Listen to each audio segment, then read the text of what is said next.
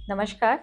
दिव्य दिशा दर्शन में आपका हार्दिक अभिनंदन एवं स्वागत है। 2026 कैसा रहने वाला है, आज इसके बारे में मैं आप लोगों के साथ कुछ चीज़ें शेयर करने वाली हूँ। सबसे पहले अगर मैं कहूँ कि 2026 का जो प्रभाव है वो किस ग्रह का है, तो आप में से सबका जवाब होगा कि 2026 का जो टोटल है वो 1 नंबर बनता है, तो सूर्य का प्रभाव सबसे ज़्यादा रहेगा। तो मैं आपकी इस बात से सहमत हूँ, लेकिन पूरी तरह से नहीं, क्योंकि मैंने जितने भी सब्जेक्ट्स अब तक की लाइफ में पढ़े हैं, मैं उन सबको स्टडी करके अपना एक पॉइंट ऑफ व्यू आप लोगों के साथ शेयर कर रही हूँ। और पिछले साल भी मैंने कुछ इस तरीके का एक्सपेरिमेंट किया था जो बिल्कुल सटीक रहा। तो सबसे पहले मैं आप लोगों को बताना चाहूँगी कि 2026 आपको थोड़ा सावधानी के साथ आगे बढ़ने की ओर संकेत कर रहा है। वो कैसे, आइए जानते हैं।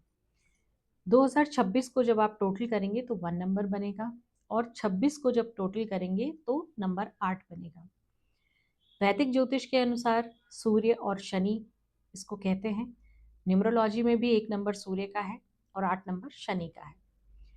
सब लोग जानते हैं कि सूर्य और शनि हैं तो पिता पुत्र, लेकिन दोनों की आपस में नहीं बनती। वैचारिक मतभेद हमेशा रहता ही है। हालांकि एक दूसरे को उतना नुकसान तो नहीं करते हैं, लेकिन फिर भी आपस में बनती कम है। एक दिन का उजाला है तो एक रात का घनघोर अंधेरा।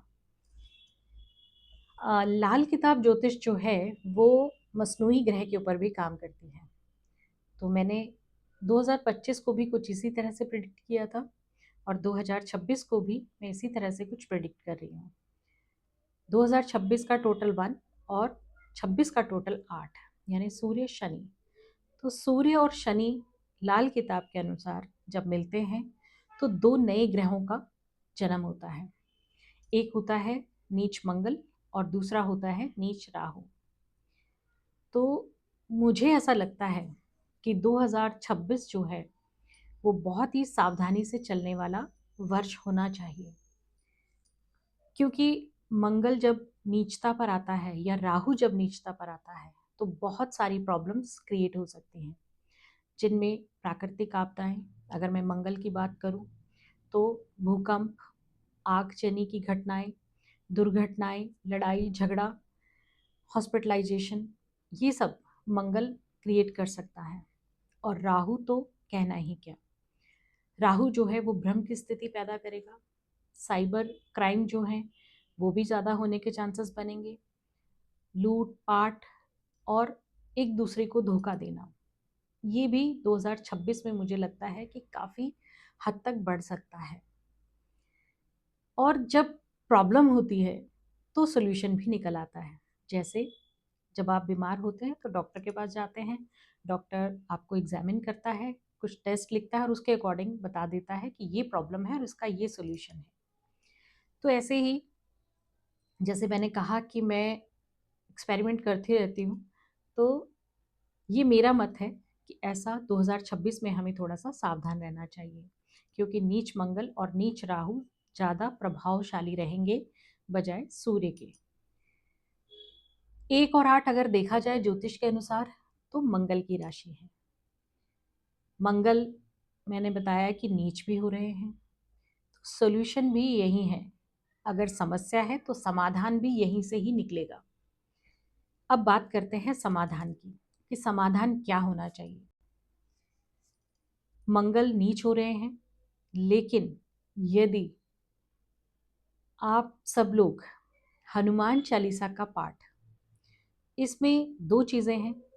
कुछ लोगों को हनुमान चालीसा का पाठ शांत स्वर में और धीरे धीरे करना है, लेकिन कुछ लोगों को हनुमान चालीसा का पाठ थोड़ा तेज स्वर में करना है, और अगर वो फास्ट भी पढ़े तो चलेगा।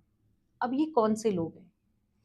देखिए, जिनका नाम AIJQY से स्टार्ट होता है, या BRK से स्टार्ट होता है, या फिर CGLS से स्टार्ट होता है, तो ये लोग हनुमान चालीसा का पाठ करें धीमे स्वर में और शांत स्वर में। लेकिन जिन लोगों का DMT OPUVWEHNXOZ, बाकी जो भी अल्फ़ाबेट बच गए हैं वो तेज स्वर में हनुमान चालीसा का पाठ करें।